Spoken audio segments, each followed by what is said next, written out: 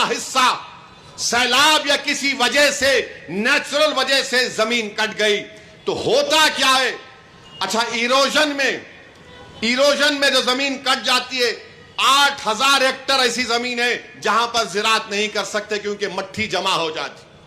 और आसाम में क्या होता, सैलाब आया तो लोग, ये जमीन कट गई, एक 10 गांव चले गए तो कश्ती में अपना सामान रखा, दूसरी जगह पर जाकर अपनी झोपड़ी लगा ली।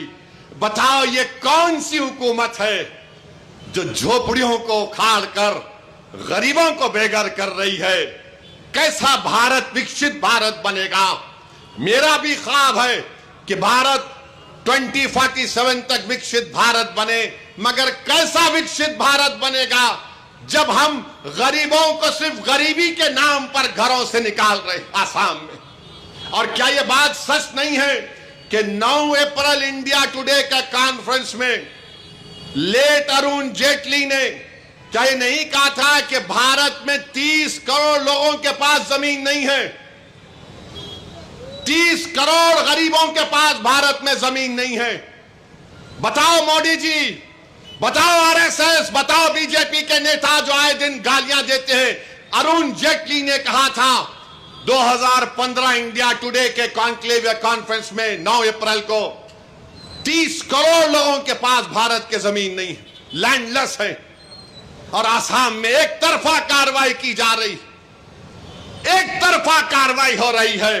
हम दुआ करें कि अल्लाह सुब्हाना व तआला उन आसाम के बंगाली जबान बोलने वाले मुसलमानों की अल्लाह उनकी मदद फरमाए।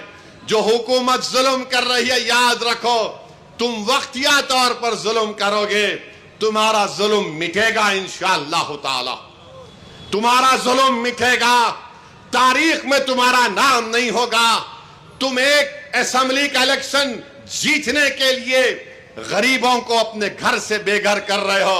अरे क्या तुम जमीन नहीं दे सकते?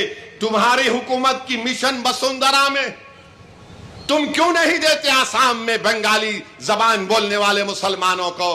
तो मेरे अजीज दोस्तों और बुजुर्गों, यह बहुत जरूरी है कि हम इन बंगाली जबान बोलने वाले हमारे मुस्लिम भाइयों को याद रखें। अब आ जाइए वक्फ के कानून पर। हमारे हिंदू भाइयों से हम कहना चाह रहे हैं, क्या तेलंगाना के एंडोमेंट बोर्ड में कोई गैर बन सकता? नहीं बन सकता।